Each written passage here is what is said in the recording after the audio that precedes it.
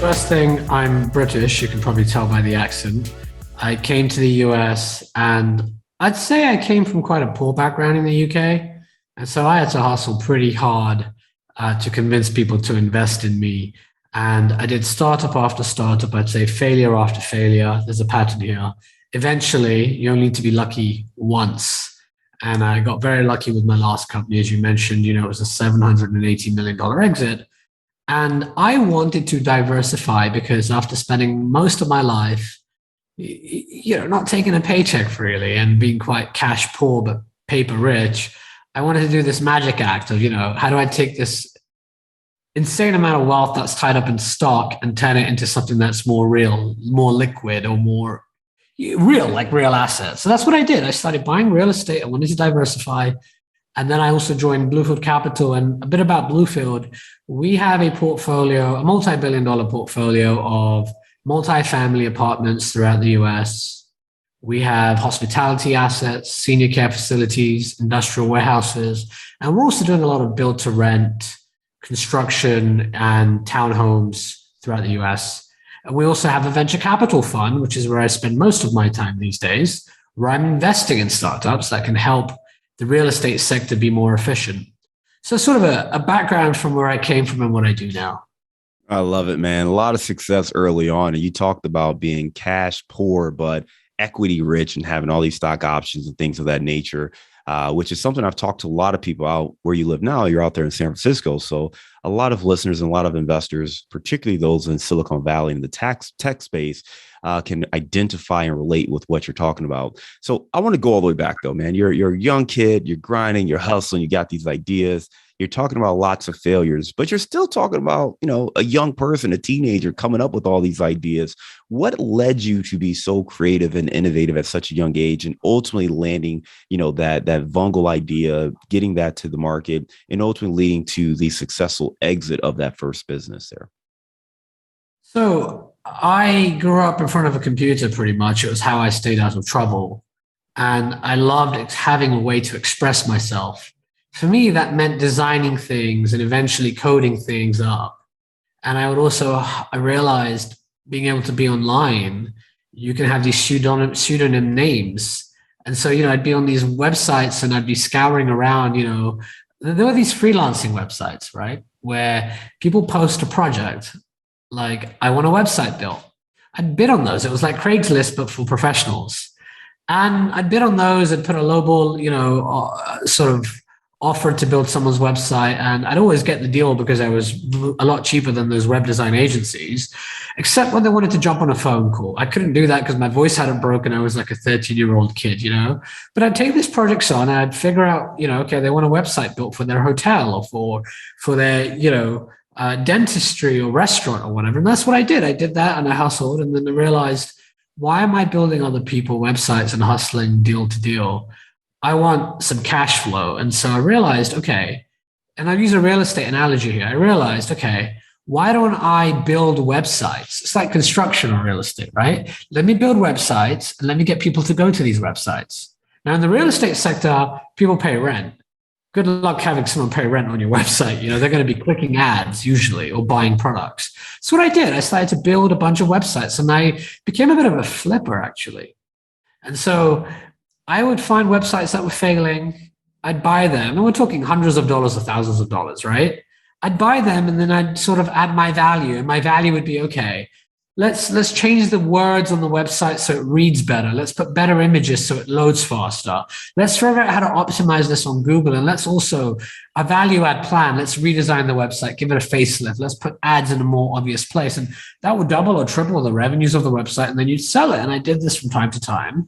And I just was basically hacking around, just trying to figure things out. And I started to have a lot of online real estate, bunch of websites where people would go and then have chat forums and then have websites where you could upload pictures and galleries and all sorts of stuff, and that's just all I knew. And it was like a different world for me because the internet allowed me to stay out of trouble, and my age or race or whatever wasn't a factor. It was about what can you produce. And I loved that about it. And how old were you at this time, right? Because you mentioned that you had the voice of maybe a 13-year-old. So were you a Well, young yeah, I was teenager a at this time? 13-year-old. Yeah, I was a 13-year-old, but luckily So 14, 15, I started sounding like, I had a deeper voice, and so I could jump on the phone call. But then it was before I was avoiding phone calls. Once my voice broke, I was doing phone calls.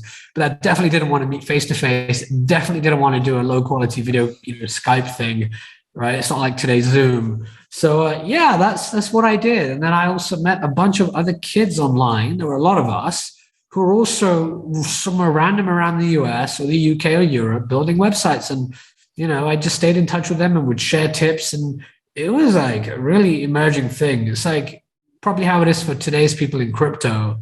Yeah. Websites back then were sort of this niche thing. And wow, it grew, it really grew. Yeah. So you're flipping websites basically, right? You're going in, you start by building people's websites. You say, hey, why don't I just acquire existing websites, own them myself, improve them, and then sell them for a profit, right? So that's what you did. You're making money doing that. What led to the idea, that $780 million idea of Vungle? Like 10 ideas that didn't work, to be honest. And then you only need one to make it big. So I saw the mid to end part of, the World Wide Web really breaking beyond that first phase. I grew up in the era of AOL, broadband, or dial-up, actually, not even broadband, right? And I saw how the web started to become more interactive, and there was a lot of opportunities. And I saw Yahoo become a big thing, and then Facebook emerge, and all of that. And then I saw the next trend coming, which was mobile applications. And that's when I was like, wow, I saw how big websites were. Now mobile apps are coming. That's where the future is. So I took the same mentality. I was like, okay, if mobile apps are a thing, if people are spending time on mobile apps, how can I get a piece of this? Can I build something here? And eventually I realized, okay, there's a lot of apps. And currently at that time, you had to pay for apps. You had to pay like $3 for an app or $5 for an app. And the apps were awful. The quality was like a joke, very gimmicky. Like you press a button and a fart noise comes out. Or the coolest app at that time was like a flashlight app. We don't have these like beautiful apps today like Airbnb and Uber and high quality gaming. It was really awful, right? But I was in at that time and I realized, okay, this is going to be big. I can see it. And so I figured out, let's figure out how the future of advertising looks on mobile phones. And let's be adventurous. Let's not just do like ads. Let's do video ads. And that idea really took off. And as mobile apps took off, we took off, and it was a wild ride. And so I rode that wave as well. I love it, man. I love it. So you end up selling to Blackstone, huge exit. How old are you when this exits? Because I'm curious of like, what does a young person do when you come into that much money? Like, how old were you? And what was your first thought when Blackstone said, all right, we're going to acquire you. Here's the amount. Here's, what we're going to do as far as the transition. I was 30 when we had the deal sort of figured out. And then the cash came in a little bit later, obviously, because it always takes a while to close the deal. So 2019, I'm now about 31 years old. I've given my age away now. Damn, I'm 34. We're recording in 2022 right now. So, I'm 34 out now. It was very hard to adjust because you've hustled your whole life for money and you're like begging, borrowing, and it's been like that forever. And so I lived very well below my means, and that was really good. And I got a lot of advice from people who had been in the position. And the first advice was, don't do anything with your money. Literally just hand over the keys to someone else and go on a vacation, because, you're going to, it's hard to adjust and you're going to make wild moves. I didn't listen to that advice. I started making wild moves, actually.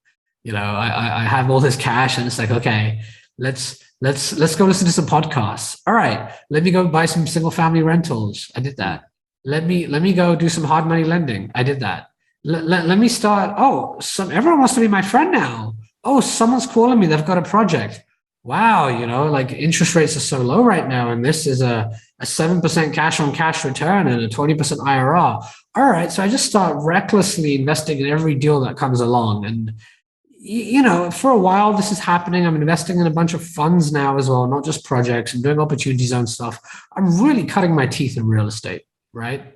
Also, I'm doing a bunch of other things too. I'm doing Robinhood side trading, buying meme stocks. I'm buying cryptocurrencies. I'm investing in startups, and I'm going kind of, cuckoo here with like, all right, I need to deploy this money because otherwise it's sitting in a bank account with very low yield. You know, I'm now at this point, I'm figuring out my strategy. I'm constantly reallocating my capital. Eventually I land on, okay, let's do this. Let's have majority stocks and bonds, and let's borrow against the stocks and bonds at a very low interest rate, sub 1%. And let's now invest in real estate. So the model was, let's have stocks and bonds, borrow low, invest in real estate, get that cash back and cash flows. Sometimes you can refi, right? So if you're borrowing 30 million bucks and you're putting it into a project and it refis and you get most of that back, it's like, this is magic. And I pay back the credit line. I've got this perpetual cash flow. Magic. Real estate to me at that point feels like, wow, this is the biggest arbitrage opportunity ever. So I decided I want a piece of this. And I don't like paying all these funds a management fee, an acquisition fee, a promote, and God knows what you're paying. You know, when you look at that waterfall, your eyebrows are like, whoa, these folks are making bank. So I want a piece of it myself. And so I start buying multifamily buildings. And before you know it, I buy 5 buildings in Texas. I have 400 units. And, you know, when you dial up from California and your 650 or your 415 number shows up and it's a broker, they're happy to take your call, you know. Oh, I've got just the property for you, you know, and I can give you this off-market deal. And I was making all these cash offers, and what a learning that was, man. The pandemic hit.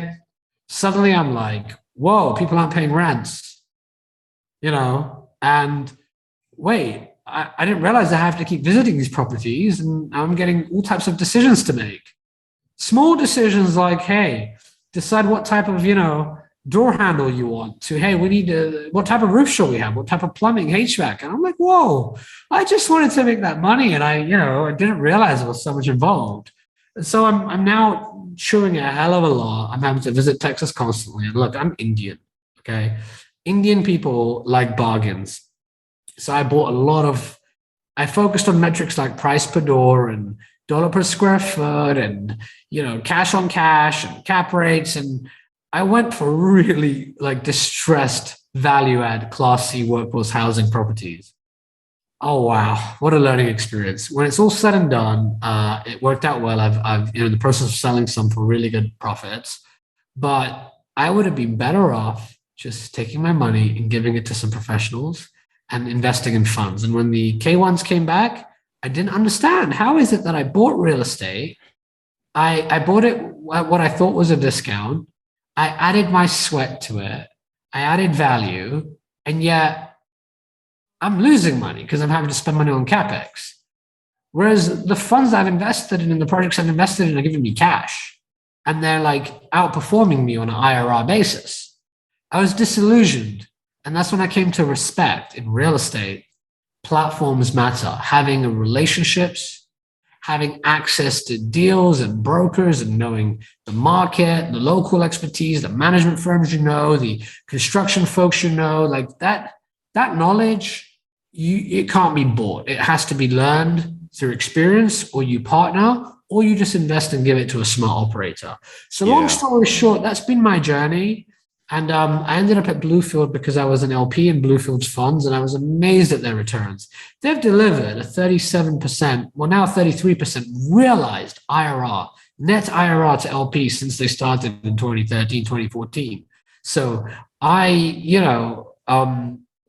that's unbelievable, and that's not sustainable. But the last 5-10 years, it's been a good time for real estate. And I decided, let me join these guys. They know what they're doing, and I can learn a lot more, and I can have a lot less headache and less risk. Zain, lots of insights right there. Thank you for sharing more context of what it was like to both, sell build the business, sell that business, get this windfall, and figure out what to do to invest. The advice you got was sit still with it. You ignored that and started investing in everything you could, ultimately realizing that, hey, I'm investing in these funds. Returns are good, but I could probably do it better myself. Learned the hard way that, hey, maybe there's some advantages to having experience and having relationships and having a strategy.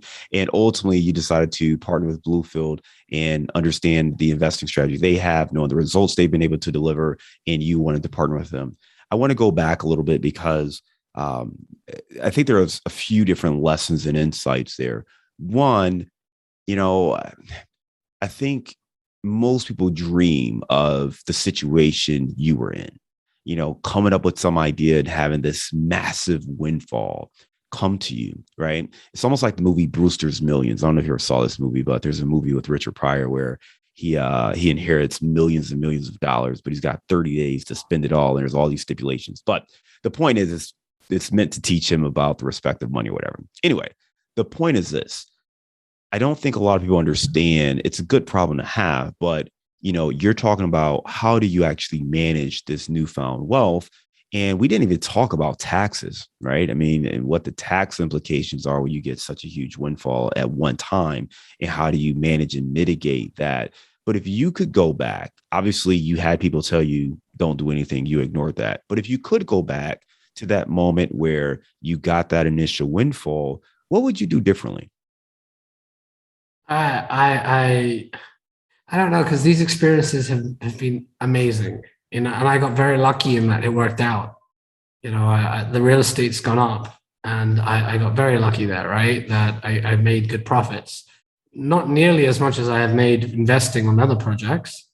But yeah, I think I would have started small, and I think the advice is I started out right by buying single family rentals. I got a bit bored though. I felt like, okay, I'm buying these single family rentals, and the returns are not moving the needle. It's a very get rich slow game. And I got kind of attracted by the idea that multifamily allows you to have more scale. Theoretically speaking, the concept makes sense. You don't have to manage a bunch of disparate single family rentals that all have different unit mixes. Each rent is different depending on different regions, and you're competing against retail buyers who also want to live there. Very different than multifamily, which is very analytical, and every product is the same. You have economies of scale by having a management company and on-site staff. So I got very attracted to the idea that, look, the single family rental is working, but it's kind of boring and it's kind of slow. I've got this hole that's burning here because interest rates are low. This was my stress. The stress was my money sitting here in bonds mainly and some stocks. I'm going into the market carefully. I feel the market's quite heated. Pandemic came and I was aggressive with buying stocks. I didn't time it perfectly, obviously, because it just kept falling and falling and falling, right? But I felt like, okay, I need to deploy this cash. And also at this time, remember this, by the way, I didn't have to pay my taxes yet. I had about a year to pay my taxes because the government kept postponing the tax deadlines because of COVID. So I'm sitting on some huge amount of wealth here, and I don't want it sitting there generating sub 1%. And so if I can get into a project that's paying 10 or 20%, or if I can get into a leverage, or I put in a down payment and I can fix and flip, I can play with that money and grow it. So I think anyone in that situation gets quite greedy. And it was very hard to just have all that after tax money, before tax money sitting there and go on a vacation. And then COVID hit, so I couldn't go on a vacation anyway. And so what does one do when they're in front of a computer and clicks are dangerous? You can suddenly buy things, So look, it's my personality type. I'm an all or nothing type of person. But if I were to do it again, I would have probably given more to different funds, more to different projects. I would have put more money with less people too, rather than what I did was I put less money with a lot of people. There's nothing wrong with diversifying, but when you put more money in, you get better terms. Let's be frank. Like, if you're going to be the big check, you can negotiate preferential terms. You might as well do that. Also, if you're a reliable check with a fund or a GP, they'll always give you preferential access, and they'll give you, look, we were going to put this market out to our other folks, but if you can write a big check, we can do it now. So I should have done more of that. I would have got better terms, and the paperwork and the headache is crazy on the LP side. Like the amount of documents I get and the signing I have to do and stuff, it just became very, very tedious. Look, if you're in real estate, you're going to do well. That's my view. And I was in real estate. I was heavy in real estate. I just would have done it slightly differently. I caused myself a lot of stress because I was managing properties and flying to Texas every like all the time. Well, it sounds like you tried a lot of things, figured out what worked for you, tried a lot of different groups, a lot of different strategies, figured out what worked, and then you honed in. So I think there's some insights and value in that, right? Because it's easy to play Monday morning quarterback and look back and say, oh, you know what, I should have done, you know, more money with fewer people. But how do you identify who those people are unless you invest with enough people so you could say, okay, you know what, I enjoyed my experience with this group, that group, liked what I got, liked the experience. I'd like to do more with them and I can go bigger with them. So there is some advantages to going wide and then going small and doing more with those groups once you have a chance to figure out what that experience is like. So I appreciate you sharing a little bit more about that. I want to kind of transition a little bit, right? Because we've talked a little about the work you're doing now with Blue Lake. Blue Lake or Bluefield? I feel like Bluefield. Well, sorry about Blue that. Lake's a good name too. Yeah. Well, my buddy Ellie Perman's got the Blue Lake, so I'm getting all the blues together here, but Bluefield Capital. But you're also now investing in other startups in the prop tech space. So talk to me about what that means, because we hear the term prop tech and we talk about, you know, venture capitalists in the prop tech space, but I don't know if a lot of our investors are really familiar with that landscape or what some of these opportunities mean or what they could potentially provide. Yeah, investing in startups is the complete opposite of investing in real estate. I always say to people who want to invest in startups, look, if you're trying to 2 or 3 extra money, don't bother. Just put it in real estate. It's the easiest way I know to 2 to 3 extra money. And there's a lot less risk. There's more liquidity relative to owning startup stock. And you'll get cash flows and you can take advantage of 1031 exchanges and lots of smart tax deferral strategies. Now, startups, if you're going to do it carefully and build a portfolio. A lot of people make the mistake where they get very passionate about a friend who's got a startup idea and they write quite a large chunk into it. And they start to think, wow, the amount of times I've heard real estate folks tell me, well, can you imagine if someone had written $50,000 into Amazon or $50,000 into Google? Sure, but if that 50,000 is like half your liquid cash, for every Google there's like 100 failures. And if you're going to invest in startups, you need to build a portfolio, which is my view. You need to build a portfolio of at least 10, ideally 20 startups. The more startups you have in your portfolio, the smoother your returns will be. You have to look at the startup asset class as an asset class. You have to be less emotional about it. And you have to realize you can outperform the S&P 500 if you have a portfolio. And you're targeting like a 20% IRR, maybe a 30% IRR. That's the same as real estate, frankly. Right? So then why would you do it? Well, because every now and then you can land on an Uber, a Google, an Amazon, and then your returns can be like, 50x, 100x. So you're doing it to get the stable returns by having a portfolio of diversified startups, hoping that one of these might be the jackpot. You're not going to get that with real estate. I've heard of a few real estate deals where you can make crazy amounts of money, but broadly speaking, most folks are in real estate. They're going to double and triple their money over, a 5-year, maybe a 10-year period. You can probably do the same with startups too. Yeah, it sounds like you started by saying, hey, it's almost the reverse, right? Or the complete opposite of real estate. And your strategy even is the opposite. You said you wished with real estate that you would have been, streamlined and partnered with fewer people, but maybe went deeper. Yeah. And with startups, you're saying, hey, you want to go as wide as possible, as many options as possible, because you never know which company is going to hit. And you'd rather have some in that. And that's really going to carry the returns, right? It's almost like investing in the S&P 500. Where some of those stocks are not going to do very well at all, but they're going to be a few home runs, and those home runs are going to lift up the entire portfolio. So instead of guessing and gambling, try to diversify and identify maybe 10 to 20 different companies to invest in, and that's going to give you your best returns. Let me ask you this. I stand by that. And let me add too, right? You're okay if you put a lot of money into one real estate project. Even 5 and 10 single family rentals or whatever, it's fine. It doesn't make a difference really. Let's be honest, right? When you look at 10 real estate projects versus one, the returns are probably going to be similar. The variance isn't as much. If you compare a startup, you can imagine 5 out of every 10 go to absolute zero. And then 3 or 4 will get, a double or a triple, which makes it honestly worth 1, right? A 1x. It's that 10th company. That 10th company could be a 10x or a 50x or a 100x. Right? It could be more likely to have more of those because of the power law distribution. And so With startups, you have to diversify broadly. Now, great insights there. When you are looking at investing in prop tech startups, what's your criteria? Or just give us some high level. What are some things that you look for to identify whether or not a deal makes sense? As a venture capital investor, there's a few ways you have to look at a deal. The most important thing at the early stage is the team. The team, the founder, their passion. You have to have a good feeling that this person is not going to abandon when things aren't going well, and they're going to hustle and they're going to make things happen, right? It's all about the team.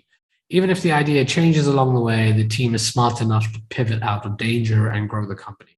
Then next, you're looking at market size. And in prop tech, it can be kind of tough because you're dealing with a multi-hundred trillion dollar industry. So you have to really get specific and be like, okay, this is a tool targeting workforce housing, multifamily investors. How many of those are there? How do you reach them? What's the market size? Often you realize, oh, the market size is big, but how you reach them is a challenge. And you can't assume you're going to reach the entire market because the folks you want to reach are not easy to reach. I mean, I don't know who listens to this podcast, but it's not easy to know who they are, right? A lot of folks keep a low profile in multifamily, for example. It's not like I have a list of, 100, there's thousands and thousands.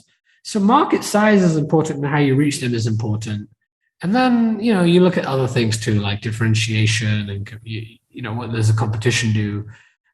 It's not the same way with real estate. With real estate, I find never ever trust the broker or the seller, right? Whereas with a startup, you want to trust the founder. With real estate, you want to see the numbers and you want to scrutinize what are the comps, what's the multiple, what's the NOI, what's the IRR, what's the ARV, all of these terms. Don't do that with startups. All too often, real estate folks are like, what's your 5-year projection? What's your exit strategy? Don't bother. You can't predict the next 6 months, let alone the next 24 months. If you're going to invest in a startup, the only financial plan that matters is how much money are you going to spend and how much money do you think you can make before you raise your next round of funding. Frankly, in startups, it's not really the case where we invest and they turn profitable. It's we invest, they're going to spend this money in 9 months. They're going to be hoping someone else gives them more money. And they keep raising and raising and raising more money until they become a big company. And in the process, many will run out of money, right? It's scary. You don't do real estate like that, financial statements are useless. And this is early stage investing in a nutshell. It's very different to real estate versus startups. Yeah, so those investors who like the predictability of cash flow from a secured asset, this is probably not the kind of investment that is going to be suited for your goals, right? This is, like you said, this is more of an appreciation play. If you're using a real estate term, this is more, hey, we are shooting for the moon. To your point, if you are hoping to get a 2x return, it's probably not even worth it. There are more secured investment strategies that can deliver that. But if you want to take a small portion of your investing portfolio, your investing strategy, and say, hey, you know what, I want to, and I don't know if it's 10%, you got to figure that out for yourself.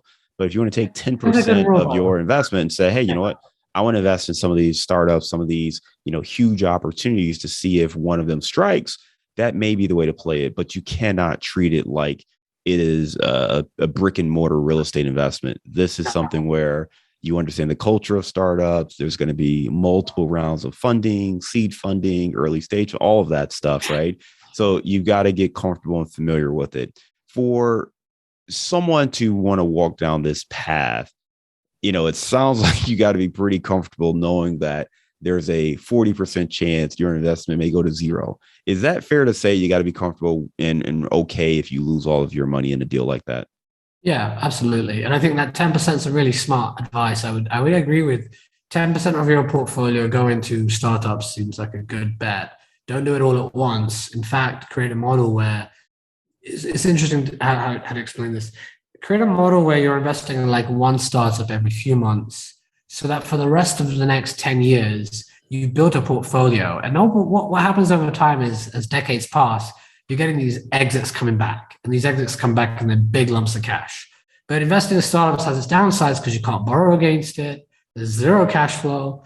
Often you won't get much information coming back from the startup. It can drive you nuts, especially if you're used to those, reports. The best founders do give updates, but I've dealt with many founders who are not great at giving updates, and suddenly one day you find out the company sold and you're getting this huge return and you're like, oh, wow, what a buzz. The other reason to do it is because you understand the asset class. So real estate investors, it makes sense to invest in PropTech startups because you can use the product. You feel like I'm not just being a customer of this. I'm not just helping the company. I have a tiny share in the company.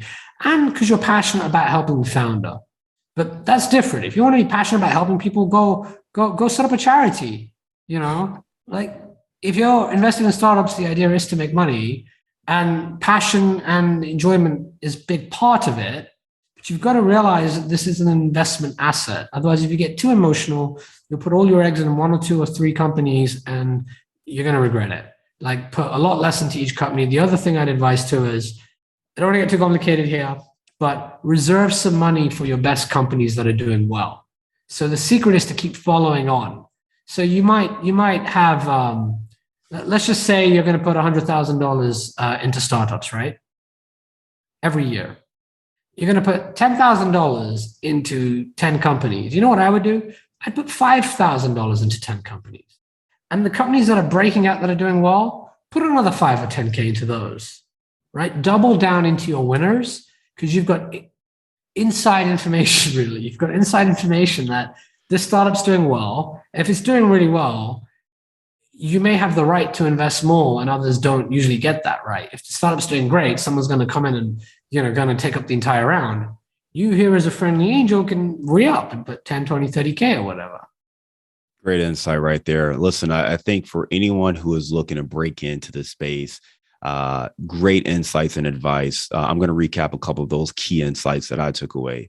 One, understand this is not real estate. It's PropTech. It's real estate, centric, but we are not talking real estate. It is not backed by a secured brick and mortar, building. So there is certainly more risk involved. 40% or more of those startups may end up going to zero. So you have to understand the risk there. And this is not about a 2x return on your investment. This is about a 10, 20, 30, 40, 50x type return. So it is best to diversify. Look for at least 10 startups. And this is not legal advice, by the way, but just some rule of thumbs from Zain here. But if you're going to invest in some of these startups in these prop tech spaces, then maybe look for at least 10 to get into, figure out what those minimums are and figure out how you can stretch your dollars so you could get in and across multiple deals. And then third, reserve a little bit of capital for those investments that are doing well so you can re-up and invest more money in those deals. And then last, I'll say, understand that the communication may not be as similar to what you expect from a real estate syndication. Founders may not give updates. You may just get a big lump sum of capital at some point, and you may have to just reach out and touch base at times.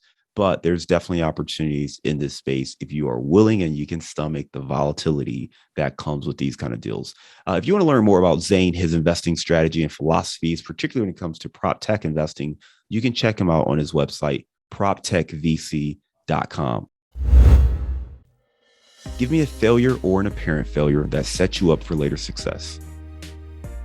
I would probably say the approach I took to investing in real estate, I was a little bit too naive at the beginning, and I probably chose the wrong partners to start with, relied on their representations and should have been a little bit more, I got lucky the market went up. Otherwise, I think I would have lost a lot of money, So be more, realize what hat to wear depending on which asset class you're looking at is the advice I'd have there.